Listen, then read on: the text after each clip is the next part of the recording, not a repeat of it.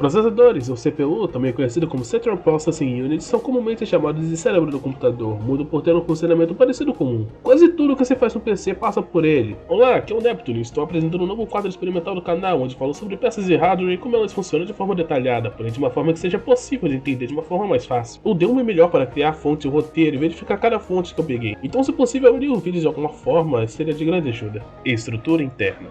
O processador quase sempre tem essa estrutura que está na tela, uma peça metálica que possui uma chapa de alta condutividade térmica. Dentro disso encontramos o die, que seria o verdadeiro processador, já que é nele onde encontramos todas as estruturas lógicas que se encontram no processador. Adentrando nele é possível encontrar algumas estruturas que controlam partes específicas do computador, sejam elas as que mandam dados para componentes do PC ou as que recebem dados desses componentes. Transistores. Primeiramente, precisamos falar do que é mais importante no processador, os transistores, que funcionam como interruptores, que quando estão passando corrente elétrica por ele terá um valor de 1, e quando não tiver corrente passando por ele terá um valor de 0. Esse valor único é chamado de bit, e um conjunto de 8 bits é chamado de byte. Além disso, uma linguagem se forma com todos esses bits e bytes, o tal dos códigos binários. E tudo que é digital trabalha de alguma forma com códigos binários. Os transistores se encontram em basicamente todas as estruturas internas do processador e também de outras peças do PC. Litografia. Além disso, é importante notar a litografia do CPU, isso é, a distância que os transistores se localizam um do outro. Por exemplo, um processador com litografia de 22 nanômetros terá transistores com 22 nanômetros de distância entre si, enquanto um de 6 terá transistores a 6 nanômetros um dos outros. Com isso, quanto menor for a litografia, mais transistores caberão no processador e assim mais poder de computação a CPU terá. Como o funcionamento de um transistor é bem complexo e exige muitas interpretações e tempo para melhor entendimento, irei logo para o próximo tópico. Núcleos. Os núcleos são unidades de processamento que se encontram na CPU, sendo uma das suas estruturas internas. Cada núcleo executa uma tarefa lógica por vez, e como processadores modernos possuem no mínimo 2 núcleos para mais, o CPU estará fazendo 2 ou mais tarefas, dependendo da quantidade de núcleos. Mas se ele faz apenas uma tarefa por vez, e se eu precisar abrir mais um programa no PC, aí o núcleo estará rodando ora um programa e ora outro programa, alternando esse foco em altíssima velocidade, chamado clock.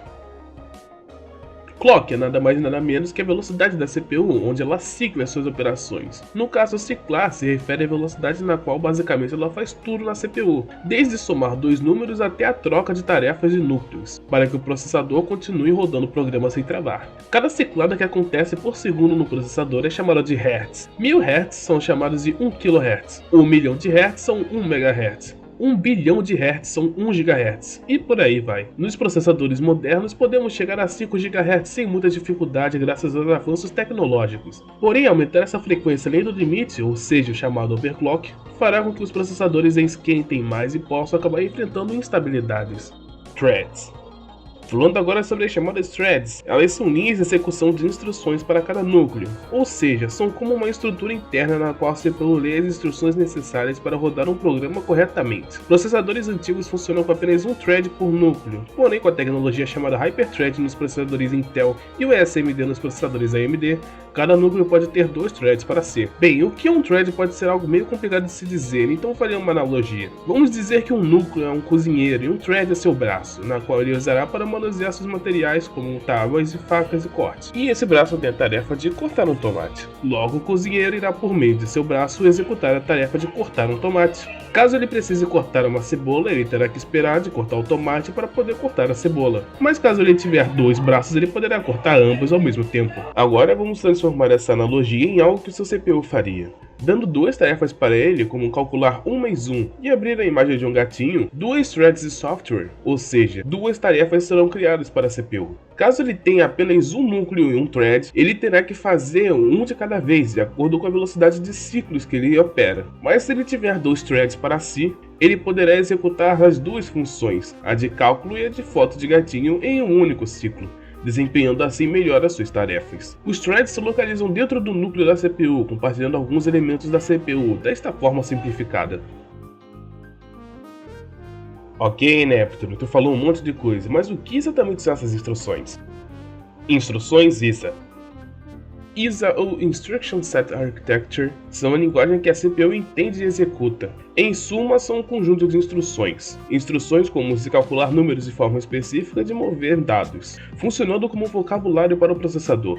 Como por exemplo, se tentar abrir um jogo que necessita da instrução AVX e seu processador tiver suporte a essa instrução, ele executará tranquilamente.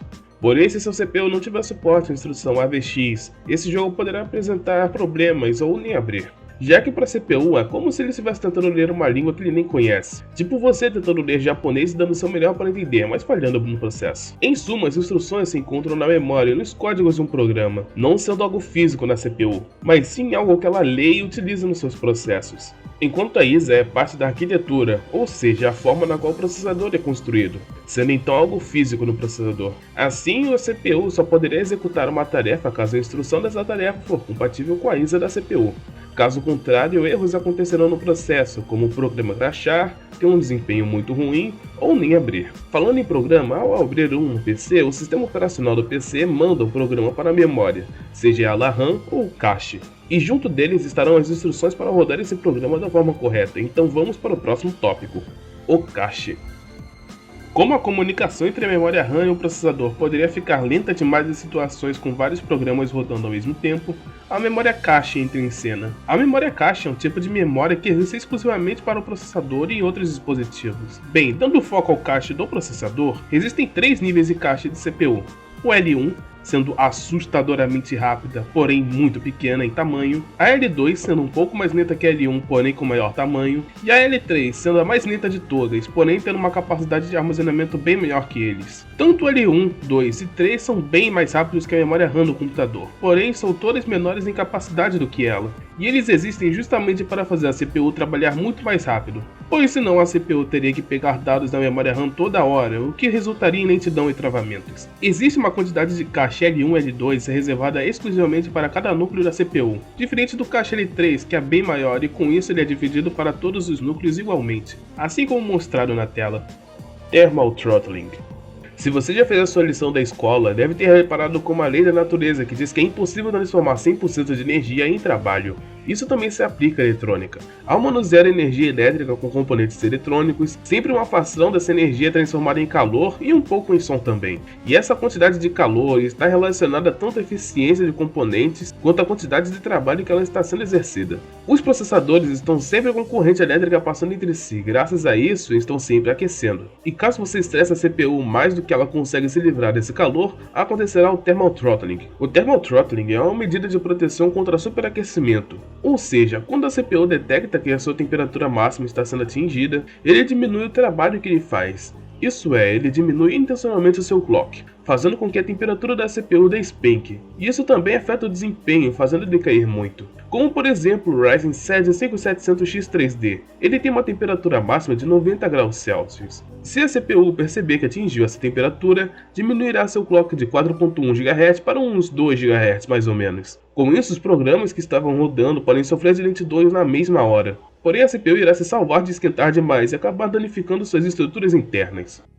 Thermal Design Power.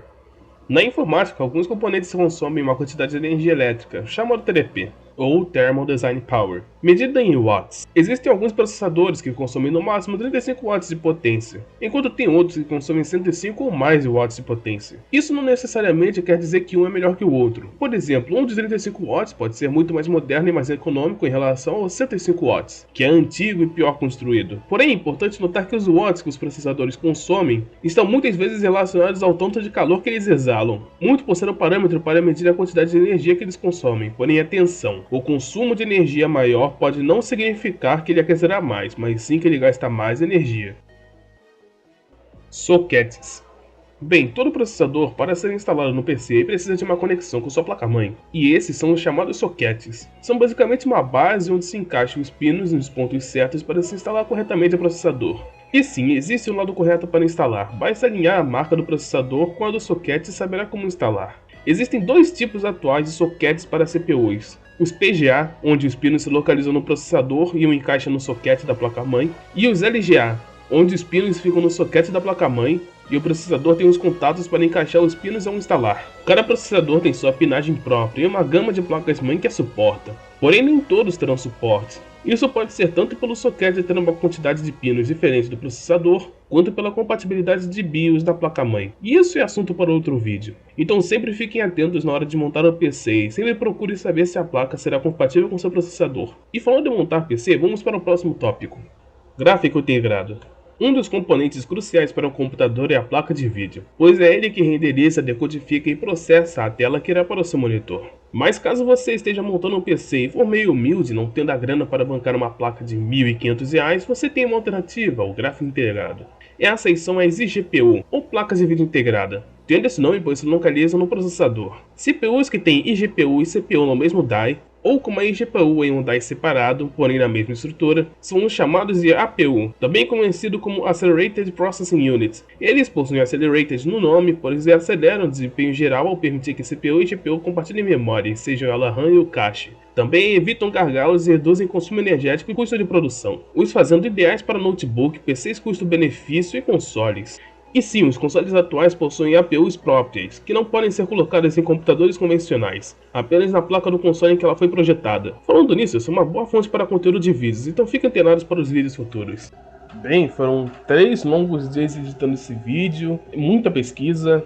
Nossa, muita pesquisa mesmo. Eu tive que refazer o roteiro mais 3 vezes. Eu tô fazendo esse roteiro há uns 2 meses. Só agora que eu consegui colocar ele no papel e fazer o vídeo. E, bem, fazer esse vídeo foi meio complicado. Então, se você puder ajudar de alguma forma, eu ficaria muito grato. Bem, eu vou ficando por aqui. Talvez eu faça uma segunda parte desse vídeo, caso tenha mais coisa que eu tenha esquecido. Eu com certeza vou fazer esse tipo de vídeo, só que com outras peças de computador. E dependendo se o público gostar, eu faço outros tipos de vídeo também. Bem, muito obrigado por tudo e até mais.